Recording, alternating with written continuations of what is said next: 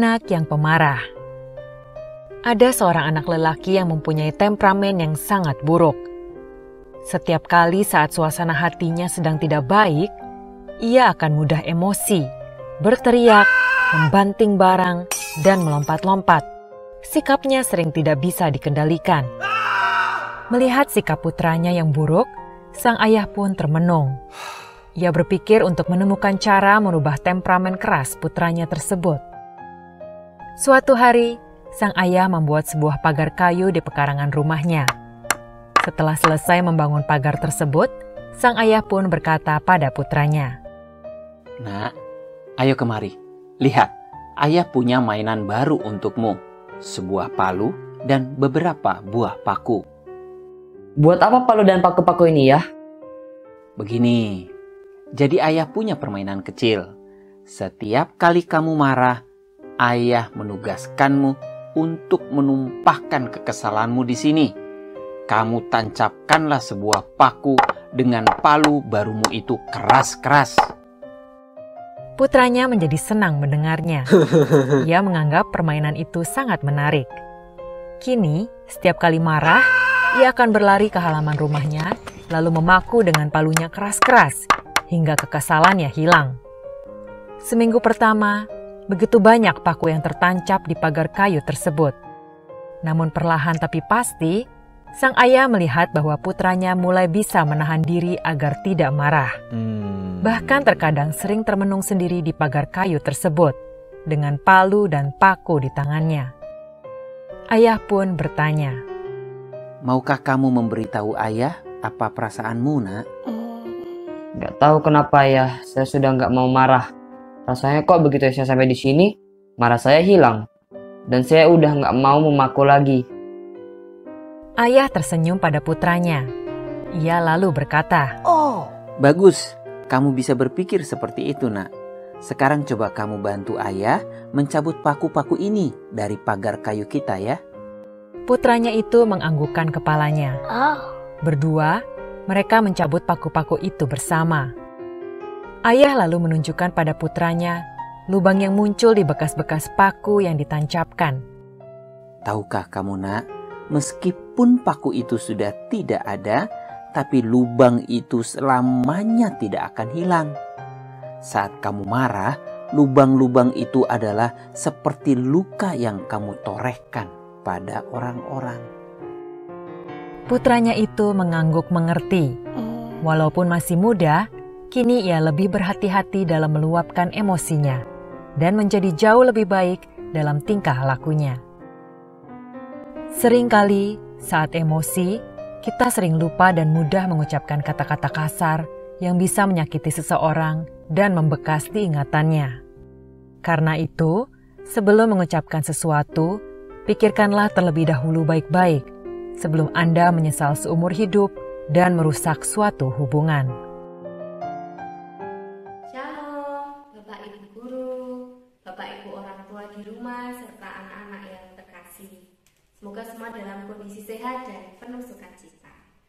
Pada pagi hari ini, sebelum kita memulai segala aktivitas kita akan terlebih dahulu berdoa dan merenungkan firman Tuhan.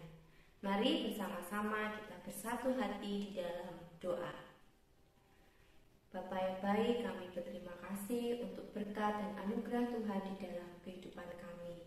Di pagi hari ini Tuhan bangunkan kami dalam keadaan yang segar, penuh dengan sukacita. Tuhan masih memberi kami kesempatan untuk kami bisa bertemu dengan keluarga yang kami kasihi. Kami masih bisa belajar di sekolah yang kami cintai. Kami sungguh merasakan berkat Tuhan itu. Pada pagi hari ini kami mau terlebih dahulu mendengarkan firman-Mu. Kiranya Roh Kudus yang ada di dalam diri kami memampukan kami untuk bisa mendengar, memahami, dan terlebih melakukan di dalam kehidupan sehari-hari. Kami serahkan pendengaran akan firman-Mu pada pagi hari ini di dalam tangan kasih Tuhan kami Yesus Kristus. Amin. Bapak Ibu Guru, Bapak Ibu orang tua dan anak-anak yang terkasih, Untuk bacaan kita kali ini diambil dari Amsal 16 ayat 32. Demikian firman Tuhan. Orang yang sabar melebihi seorang pahlawan. Orang yang menguasai dirinya melebihi orang yang merebut kota. Judul renungan kita pada pagi hari ini adalah melebihi merebut kota. Berikut ilustrasinya. Ada sebuah novel memuat pergumulan batin demikian. Aku berusaha mengendalikan diri, tetapi orang itu mulai lagi. Kata-kata yang dia ucapkan seperti pisau menyayat hatiku. Itu membuat hatiku terluka, perih. Berkali-kali aku menarik nafas dalam-dalam. Aku berusaha menguasai diri bersama dengan tarikan nafas itu. Tetapi dia makin menjadi-jadi. Dia malah mengeluarkan kata-kata yang menyakitkan. Aku pun tak bisa mengendalikan diri. Perkataanku meledak seperti granat yang dilempar ke sasaran. Perkataanku melukainya dan juga melukai diriku sendiri. Dan meskipun aku tahu begitu, aku terus mengeluarkan kata-kata yang mengerikan. Sebab menurutku, dia harus merasakan sakit hati seperti yang kurasakan. Setelah puas, aku terdiam dan tersadar. Apa yang telah aku lakukan? Aku telah menyakiti hatinya. Lalu, apa bedanya aku dengan dia? Nah, Bapak Ibu, anak-anak, situasi seperti itu sering ya pastinya kita alami dalam kehidupan kita, yaitu situasi ketika kita berusaha mengendalikan diri dan ternyata tidak mudah karena kita sering terpancing dengan situasi-situasi yang ada di sekitar kita. Nah, untuk bisa menguasai diri ternyata dibutuhkan kemauan yang luar biasa. Menurut nas yang tadi kita sudah dengarkan bersama-sama, bahwa menguasai diri itu lebih sulit daripada merebut kota. Untuk bisa merebut kota mungkin hanya diperlukan waktu beberapa hari saja ya. Tetapi untuk bisa menguasai diri diperlukan waktu perjuangan seumur hidup kita. Nah, menguasai diri itu berarti kita mengarahkan hidup kita ke tujuan yang baik. Nah, jangan sampai yang terjadi justru sebaliknya. Kita diarahkan oleh berbagai keinginan spontan yang ternyata itu bertujuan tidak baik. Misalnya, kita dikuasai dan diarahkan oleh kebencian, oleh iri hati, dendam, amarah, sakit hati, dan kerakusan. Dan masih banyak yang lain ya.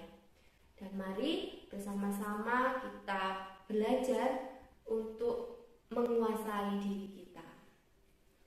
Demikian renungan pada pagi hari ini. Sekarang marilah kita bersama-sama berdoa untuk memohon pertolongan Tuhan. Mari Bapak Ibu dan anak-anak kita bersatu hati di dalam doa. Allah Bapa yang baik, terima kasih untuk firman yang sudah Tuhan perdengarkan bagi kami. Firman ini menegur kami supaya kami kembali diingatkan untuk bisa menguasai diri. Sekalipun itu tidak mudah karena situasi-situasi yang ada di sekitar kami tak jarang itu memacu atau membuat kami tidak bisa menguasai diri. Kami mohon pertolongan dari Roh Kudus-Mu. Biar Roh Kudus yang ada di dalam diri kami memampukan kami sehingga kami bisa melakukan dan di dalam kehidupan kami sehari-hari. Kami serahkan Tuhan seluruh hidup kami di sepanjang hari ini hanya di dalam tangan kasih Tuhan Yesus Kristus. Amin. Terima kasih Bapak Ibu dan anak-anak